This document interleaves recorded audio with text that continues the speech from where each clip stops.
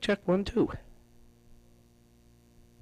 Good evening and welcome once again to this week's Soundscapes feature. I'm Robert Haig, backstage in between sets, tonight at NightStage in Cambridge. With me tonight, Michael Hedges. Hi, Michael, Robert. welcome to Boston and New England. How are you? Oh, boy, I'm having a great time. I just played in New York City at the Bottom Line, and both shows were sold, and played down in D.C. at a place called Blues Alley, and we did a bunch of shows there, and been to Chapel Hill and around North Carolina and New Jersey, and getting ready to go over to Northampton and play, and then a short hop over to Idaho, and then back home to make my new record. Well, back home is Northern California, and it's probably just as cold out there as it is around on the East Coast now. No. It doesn't hardly freeze there. It gets pretty rainy and a little bit cold, but it's really nice up there. We live in Mendocino, which is right on the coast, so it stays fairly warm. Michael, there's an overripe big granddaddy of a guitar that seems to follow you around. A lot of questions, I'm sure, behind that. What's the story behind that? Well, it's guitar? called a harp guitar. It has 5 extra strings, and it's I tune them to bass notes, so it's like having a bass player right there with me, extra bass notes with me. And I've written a couple of tunes that have made their way into movies and videos, but I haven't really recorded it on my solo album yet. But I will be doing it in the future, and I feel like I'm ready to, call myself a harp guitarist. I've spent a lot of time with it, and now I'm taking it out on the road. Is the instrument familiar to other musicians? I've not seen that many of them around. Oh, if you saw The Last Waltz, the movie of the band's last performances, Robbie Robertson is holding one in the last tune. He doesn't do too much with it. He just mainly plays the guitar part and the harp parts for show. Pat Metheny played some on his second record, Watercolors. Sure. Did some harp guitar stuff, but I don't know too many other people. There's one guy up in Seattle named John Doan who plays a lot of harp guitar, but not too many people have it out on the road with them. Michael, let's go to Aerial Boundaries, the latest album that you have out on Windham Hill. There seems to be 3 dedications on the album. One to the late Admiral Rickover, one to Pierre Ben Suzanne, and one to Galileo. How did each of these 3 folks seem to wind up on your album? Well, Rickover was the inspiration for Rickover's Dream, the guitar solo, and I was just thinking about how much fun it would be to go on a submarine and go exploring. Rickover was great developer in submarine drive systems, and he did operate nuclear reactors safely on boats, which I thought, wow, what an engineering achievement. So I gave that one to him. The Pierre Ben Suzanne tune is called just Ben Suzanne, and Pierre, of course, is one of my favorite guitar players. I used to listen to him a lot down in Florida one time when I was taking a vacation, and I wrote a tune for him. So I feel like it was his spirit that inspired me. Galileo was the one who developed the telescope. He didn't invent it. He merely pointed it toward the sky, and I thought, well, that's great, here's somebody who takes an instrument which was invented for war purposes and has used it to, further his knowledge. And I thought, well, that's kind of what I want to do with the guitar. I sort of want to not discover it, but use it for new advances and just try to become inspired and write new things for something that has already been sort of played to death. And I like to continue in that spirit. As you're writing songs, 2 solo albums that are out, Breakfast in the Fields, your first album, and Aerial Boundaries. Where do you find the titles? Where do the titles come from? Oh, just here and there. Usually what I'm inspired by will end up in helping me title the tunes. And I also have a vocal record out. I don't know if you know, but about a year ago I put out a album of songs. Watching My Life Go By. That's it. How did you come to an all vocals album? There seems to be a lot of expression coming out through the album based on the words.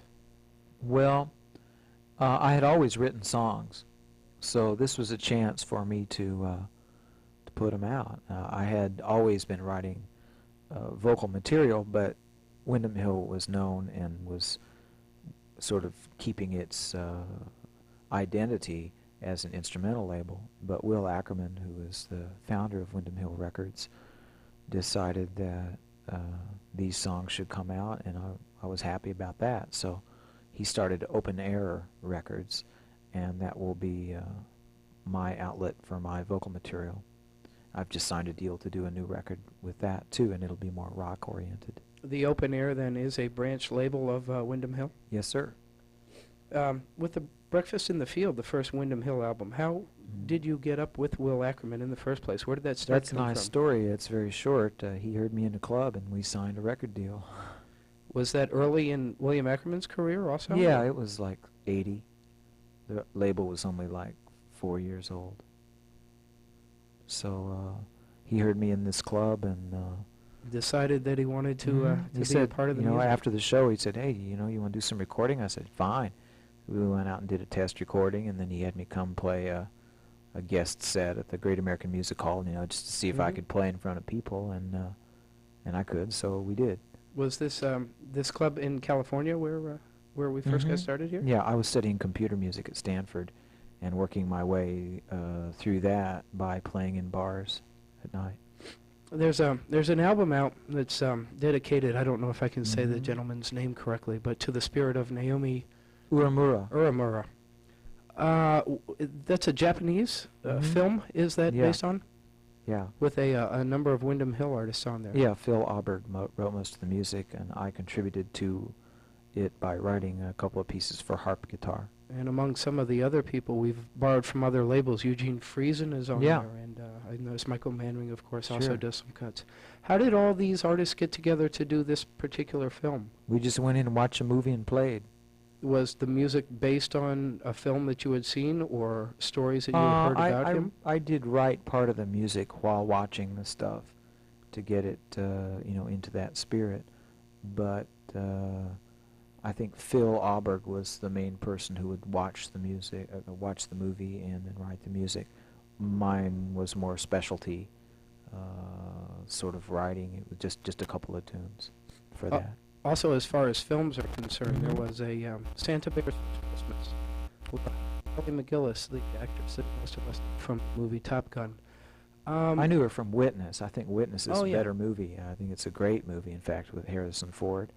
And I advise anybody who wants to see her act to go see Witness. It's a great movie. It was a very interesting thing in the soundtrack of that movie. They kept throughout the entire movie at least a constant tone that a lot of people never realized. They never had total silence.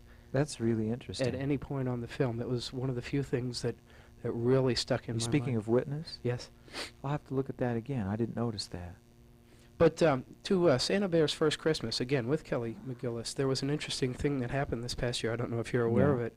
PBS had Santa Bear's First Christmas broadcast on national television on the same day that a PBS special, Live at Wolf Trap, was broadcast. They were both on at the same time of night also. Well, wow, media blitz, huh? We had Michael Hedges available on 2 channels at the same time.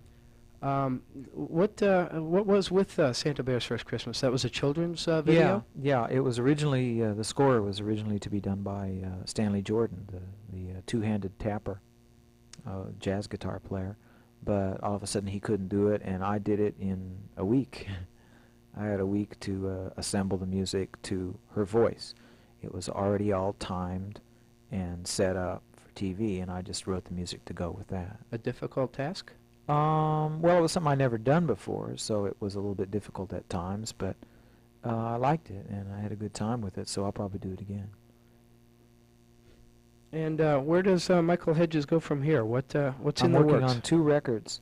One is a Windham Hill record, which will be more guitar, more or new harp guitar solos, probably some synthesized music with the synthesizers that I've been working on lately, and also computer-generated stuff.